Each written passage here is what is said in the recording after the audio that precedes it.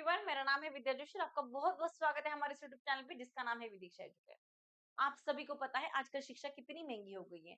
ये इतनी महंगी हो गई कि काफी बच्चों को घर की फाइनेंशियल कंडीशन वीक होने के कारण इसको बीच में छोड़ देना पड़ता है या फिर इसके साथ समझौता कर लेना पड़ता है। तो केंद्र सरकार की तरफ से इन सभी बच्चों के लिए प्रधानमंत्री यशस्वी योजना लागू की गई है, जहाँ पे बच्चों को मिल सकता है 75,000 से 1,25,000 तक का स्कॉलरशिप।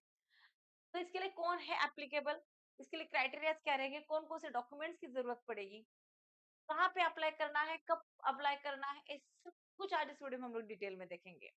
देखिए ध्यान रखना, अगर आप इस स्कॉलरशिप के लिए एलिजिबल भी नहीं है तभी भी इस वीडियो को एंड तक देखिए और उन जरूरतमंदों के साथ शेयर कीजिए ताकि किसी का फ्यूचर ब्राइट बन जाए।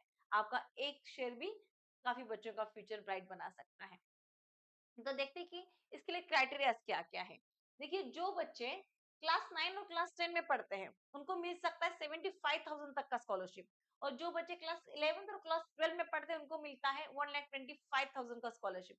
देखिए बहुत बड़ी अमाउंट है 75,000 1,25,000। इसके लिए सबसे बड़ा क्राइटेरिया एक है कि उसका प्रीवियस क्लास में 60% या 60% से ज्यादा मार्क्स आने जरूरी है। अगर बच्चा 9th स्टैंडर्ड में है तो उसको 8th स्टैंडर्ड में 60% और मोर देन 60% उसको मार्क्स आना जरूरी है, तभी कैंडिडेट इसके लिए एलिजिबल है, एप्लीकेबल है और अप्लाई कर सकते हैं। उसके बाद आता है क्लास 11th और 12th के लिए जहाँ पे मिलने वाला है आपको 1,25,000 तक का स्कॉलरशिप। तो यहाँ पे हॉस्टल की फीस भी इंक्लूड है।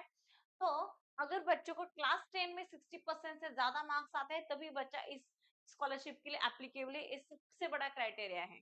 इसको याद रखना है, प्रीवियस एकेडमिक ईयर में उसको 60% से ज्यादा मार्क्स आने चाहिए, तभी बच्चा एप्लीकेबल है। इस चीज को आपको ध्यान रखना है।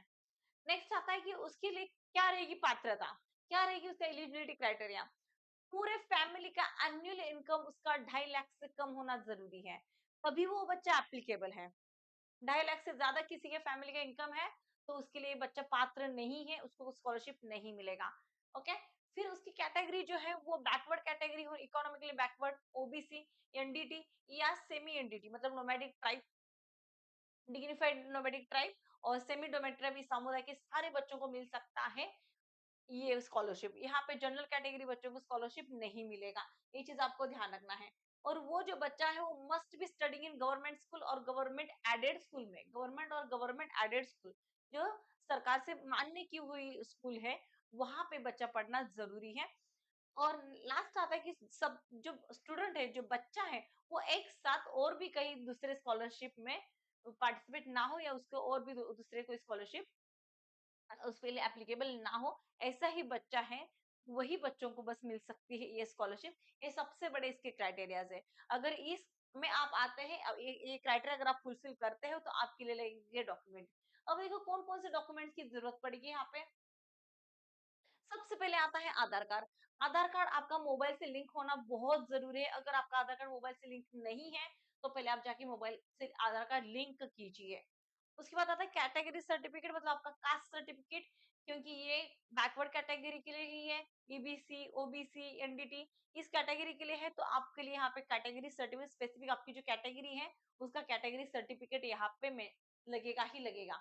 बाद में आता है आपका इनकम सर्टिफिकेट। इनकम सर्टिफिकेट पे आपका इनकम जो है वो सालाना 2.5 लाख से कम होना चाहिए, ये आपको याद रखना है। और एजुकेशनल मार्कशीट, जो आपका करंट मार्कशीट है वो उसके लिए मार्कशीट भी लगेगा। आप क्लास 11 में पढ़ते हो तो क्लास 10 का आपको मार्कशीट यहाँ पे लगेगा। सारे डॉक्यूमेंट्स वेरीफाई किए जाएंगे, प्रॉपरली आपको सबमिट करना है। नेक्स्ट आता है स्कूल और कॉलेजेस बोनाफाइड सर्टिफिकेट। आप जिस स्कूल में पढ़ते हैं, जिस कॉलेज में पढ़ते हैं, उसका आपको लगेगा बोनाफाइड सर्टिफिकेट। ये प्रूफ करता है कि आप जो भी बच्चा है, कैंडिडेट है, वो स्कूल में पढ़ता है, इसका प्रूफ होता है। इसके लिए यहाँ पे आपको स्कूल और कॉलेज का सर्टिफिकेट भी लगेगा। फिर बाद में आता है आपको बैंक अकाउंट डिटेल्स। आपको बैंक अकाउंट इसलिए लगेंगे क्योंकि जो भी आपकी स्कॉलरशिप की अमाउंट रहेगी वो आपको डायरेक्ट डीबीटी की जाएगी, मतलब डायरेक्ट बैंक ट्रांसफर की जाएगी। इसलिए यहाँ पे बैंक अकाउंट आपको देना जरूरी है। इतने डॉक्यूमेंट्स आपको यहाँ पे लगेंगे और ये सारे डॉक्यूमेंट्स आपको 2 जून से फिल करने हैं नेशनल स्कॉलरशिप पोर्टल पे, एनएसपी।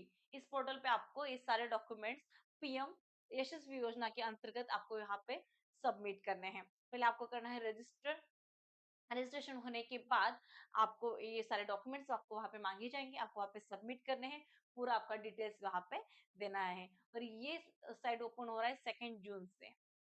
ओके, आई होप कि आपको ये समझ में आया होगा। इस वीडियो को मैक्सिमम लोगों के साथ शेयर कीजिए ताकि इसका फ़ायदा मैक्सिमम लोगों को मिल जाए। ये ऐसा नहीं कि बस स्कॉलरशिपें मिलेगी या नहीं मिलेगी, ऐसा नहीं है। ये केंद्र सरकार की तरफ से पूरी इंडिया में आप कहीं पे भी हो, आपको स्कॉलरशिप मिलेगी ही मिलेगी। चाहे आप महाराष्ट्र में हो, गुजरात में हो, कर्नाटका कहीं पे भी हो, आपको ये स्कॉलरशिप मिलेगी। इसको मैक्सिमम लोगों के साथ शेयर कीजिए। आपका एक शेयर भी काफ़ी बच्चों का लाइफ बना सकता है, ये आप याद रखना।